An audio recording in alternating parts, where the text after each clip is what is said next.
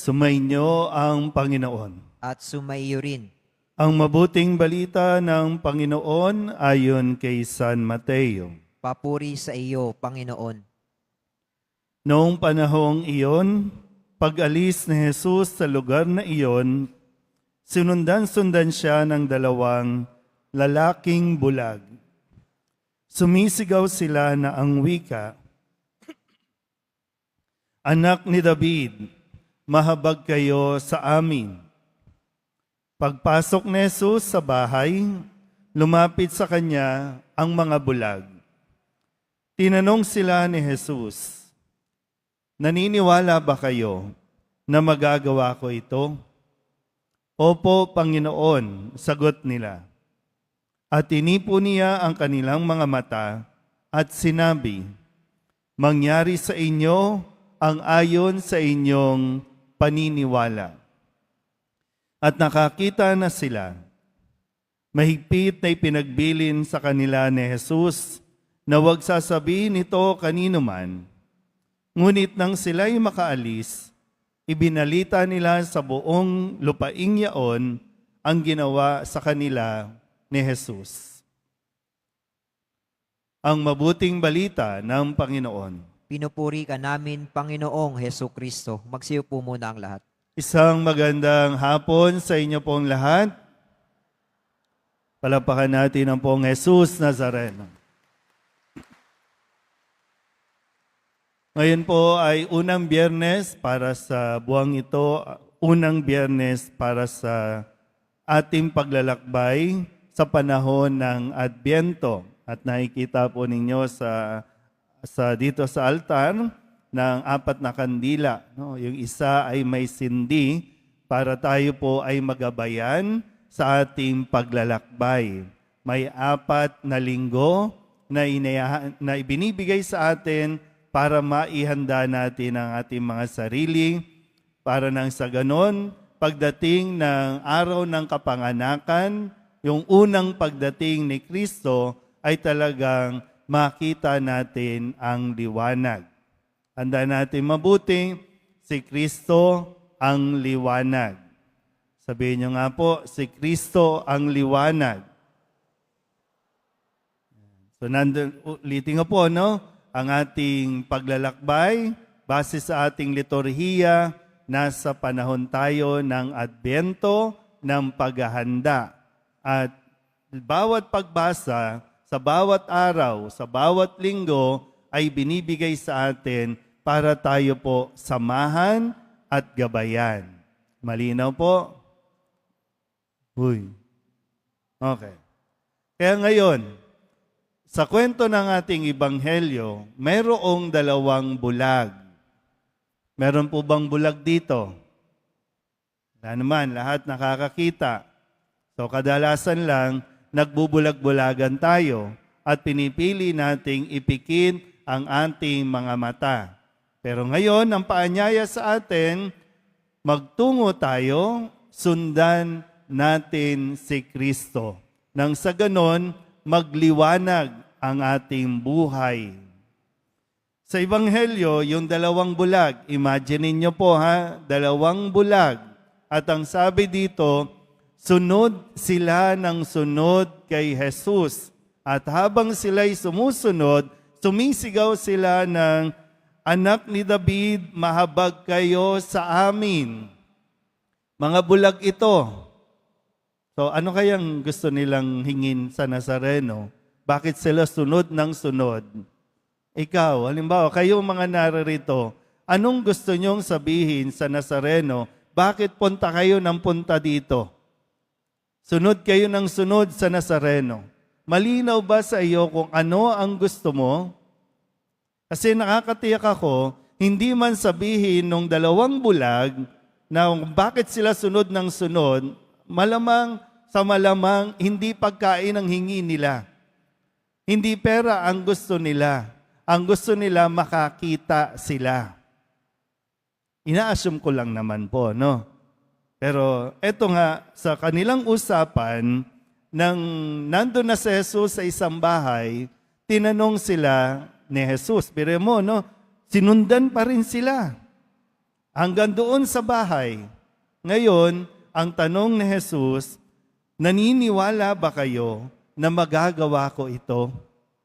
Kaya ako ina-assume na ang gusto ng dalawang bulag, makakita silang muli.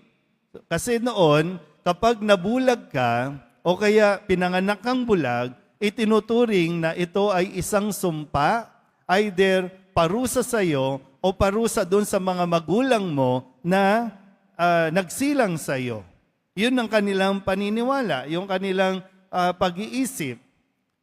Okay, so ngayon, kaya narinig nung dalawang bulag marahil na nandiyan dyan si Jesus, nabuhayan sila ng pag-asa, kung kaya't hindi man nila nakikita si Jesus, narinig nila ang kanyang pangalan at ipinagsisigawan nila na sana marinig sila ni Jesus at hindi sila binigo.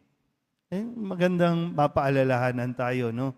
Walang binibigo ang poong Jesus Nazareno para sa taong sumusunod sa Kanya. At huwag kang titigil, huwag kang hihinto. Ito, alam mo yung katangian nitong dalawang bulag na ito na sana magdulot din ng panibagong lakas sa atin, panibagong pag-asa sa ating lahat. Sabihin nyo nga po sa katabi ninyo, may pag-asa ka pa. Lalong-lalo na, yung katabi nyo, lalong-lalo, yung dalawang bulag nga, nabuhayan ng pag-asa at nagbibigay ng pag-asa sa atin. Yung katabi mo, hindi naman yan bulag. So lalo tigit, may pag-asa yan, may pag-asa tayo. Sabihin nyo nga po, may pag-asa pa ako. Ulit, may pag-asa pa ako. Yan. Pero nyo, kasi diba ang sinasabi natin, kapag gusto, may paraan. Pag ayaw, maraming pag-iinarte. Kung uunahin mo ang pag-iinarte, wala talagang mangyayari sa buhay mo. Kaya nga kung gusto mo, kung meron ka, pag tinatanong ngayon, ano bang, sabi niya kasi, mangyayari ang ayon sa iyong paniniwala. So ano bang paniniwala mo? Tinatanong ka ngayon ni Kristo, naniniwala ka ba na kaya kong ibigay sa iyo ang inihingi mo? Naniniwala ka ba na kaya kong gawin yan sa buhay mo? Sagot. Yung naniniwala, pumalakpak.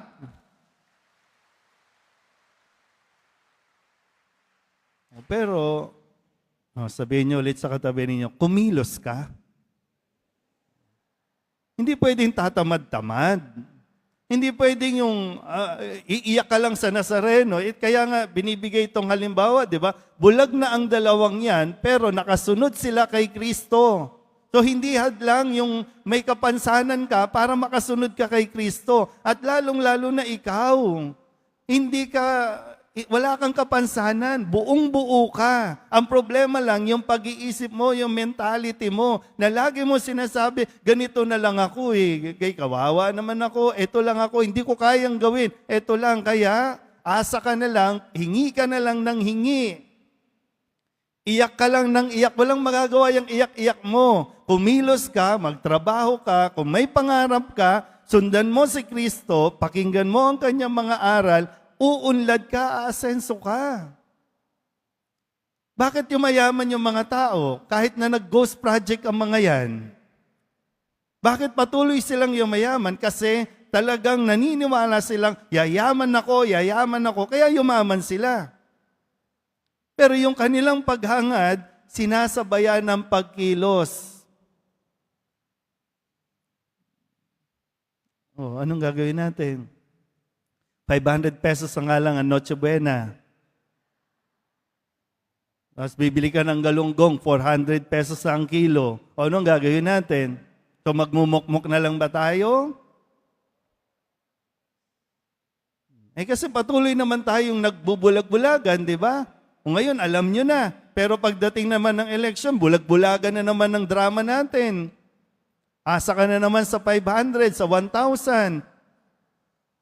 Tapos reklamo ka ngayon. Sabi din ng DTI, 20 pesos lang daw ang aginaldo, ha? Sapat na yon. Pero diba, Napakagandang paalala sa ating lahat. Kasi kung anong iniisip mo, kung anong pinaniniwalaan mo, yun talaga ang mangyayari sa iyo.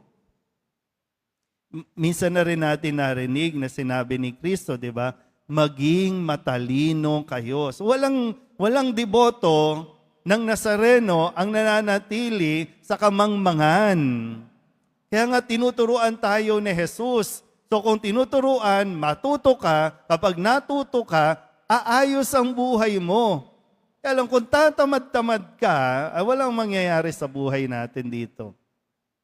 Yung puro na lang tayo reklamo, puro na lang tayo rally, welga. Lumalayo nga tayo sa Nazareno. Kaya nga lagi, yung paa niya, sundan mo ang Nazareno. Makinig ka sa Nazareno. At yung tanong Nazareno, naniniwala ka ba? Kasi yun ang minsan tayo mismo nagdududa sa sarili natin. Nakakatawa rin tayo minsan, no? Naniniwala tayong mapaghimala ang Nazareno. Hahawakan mo pa yan ang panyo. Ipapahid mo pa kung saan may sakit. Pero naniniwala ka ba na kaya ng Nazareno? Nagdududa ka eh. Sarili mo muna, kung alam nyo, kung maraming tao sa paligid mo hindi naniniwala sa iyo na kaya mo, pues ikaw mismo huwag kang bumitaw. Minsan, sarili mo na nga, hindi mo pinaniniwala. Hindi na naniniwala yung tao sa iyo. Pati ba naman ikaw hindi maniniwala sa sarili mo? Para mo na ring sinabing, walang magagawa ang Nazareno sa iyo. Kaya mo yan.